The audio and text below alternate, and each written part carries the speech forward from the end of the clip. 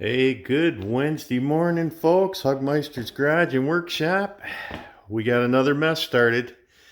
As promised from our last video, we're getting ready to set up this double heater setup for our backup emergency heat in our house.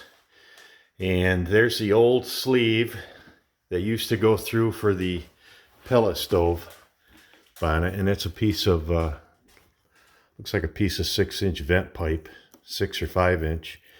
But what we're going to do is I got that other Vevor server cabinet, the next size bigger. Hopefully I got it laid out right so I can hit the studs.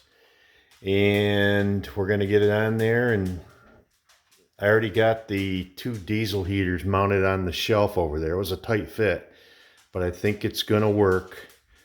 And while I got you here, I'll give you an update on a safety edition we did on the one in the office in here.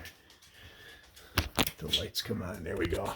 We did end up putting a metal can in here, build it on a shelf. I used one of those Vevor 5-gallon fuel cans, mounted a top side take-up nipple on it, put one of those heavy duty tie wraps on there for security, and this isn't going anywhere. So now we don't got to worry about sliding something in there and puncturing that tank. So that's an update on that. We'll be back when we get that cabinet frame mounted.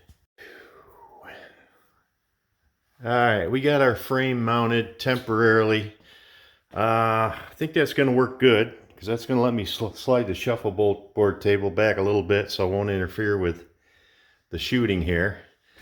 But we got our 2-inch sleeve. Both our exhaust lines, insulated exhaust lines off our heaters that sit up here, are going to go down into here.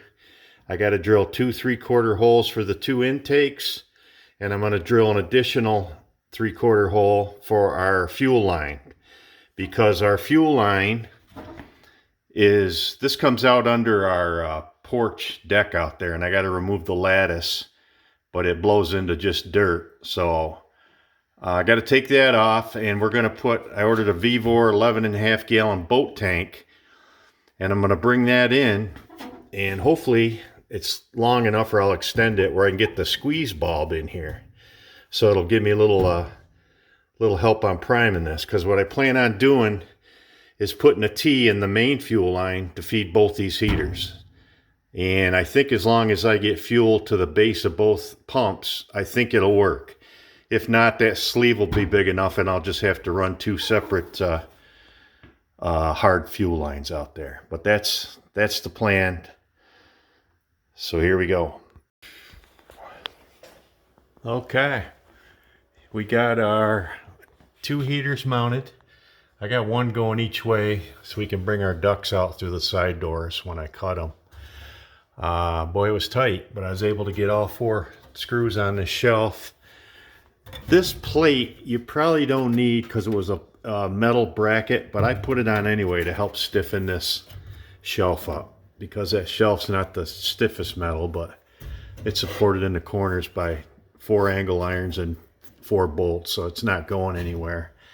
But we got all our holes drilled. That's going to be our external fuel line sleeve.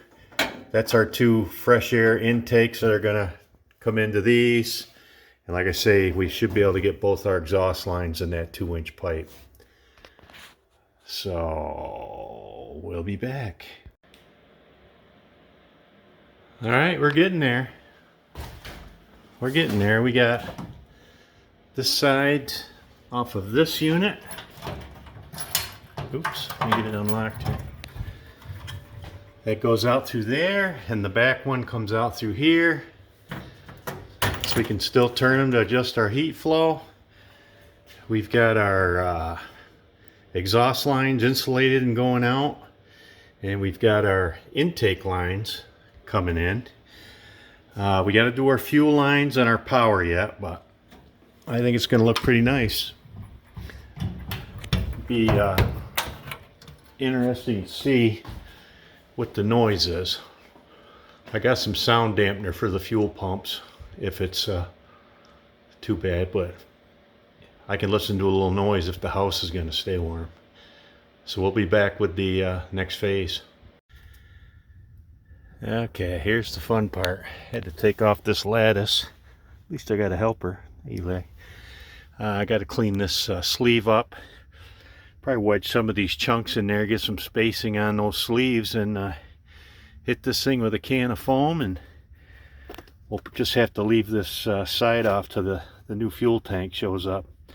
So I'm going to put some blocks here and put a neck on the thing so I can fill it from the outside, and the tank will be hidden in here. So we'll be back. Alright, we got this ugly mess all ready to go. We got our two exhausts out here. We got our intakes aimed away from the exhaust, and we got our lower sleeve for our fuel line. So we're going to let this set tonight and then come out tomorrow and trim it and wait for our fuel tank to show up. Alright, Thursday morning, we're back. Went outside this morning and trimmed out our foam. Yesterday, after I finished up yesterday's filming, our power supply showed up. What I went with was this Vivor 35 amp RV charger converter, because this has, if I ever need it, I can charge batteries with it. Plus it has a fixed voltage mode on it, which means you can use it as a power supply, and it's up to 35 amps. So these draw like up to 15 a piece, and since they're going to be starting together most of the time, that'll hold it. Got fuse protection.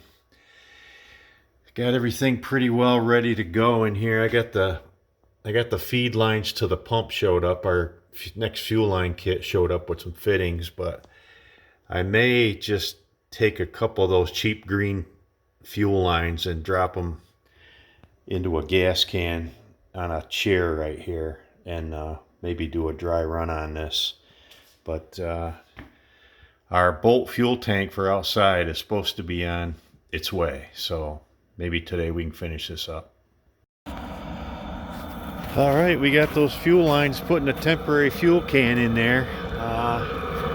Letting her burn off. Boy, is she smoky in there. I wish I would have had an extra heater. I would have burnt them pipes off, but we got the exhaust fan on. Looking good. Everything's sealed up. Everything's coming out.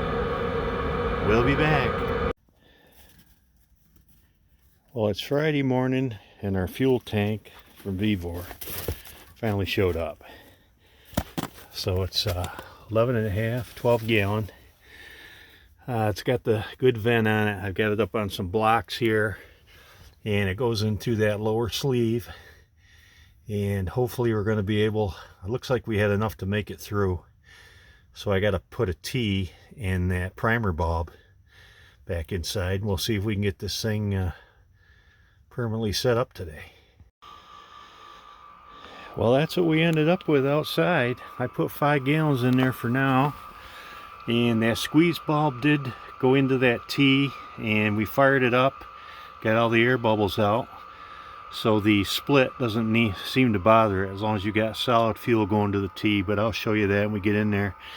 We'll put all this lattice back together, and I think I'm just gonna cut a little hand hole in there where I can reach in and take the cap off that, and I'll probably just get a shaker siphon and set my can up here and just siphon 5 gallons in at a time in there. So that's all I'm going to put in it for now. Like I say, it's backup. If I need more fuel, I'll just go over to the barn and fill a fresh can. So we'll go inside and finish this up after I get these screws in. Okay, let's finish this up. We got the basement put back together. Show you what we got going on in here. This is where our fuel line comes in, and I get a light on here so you can see it.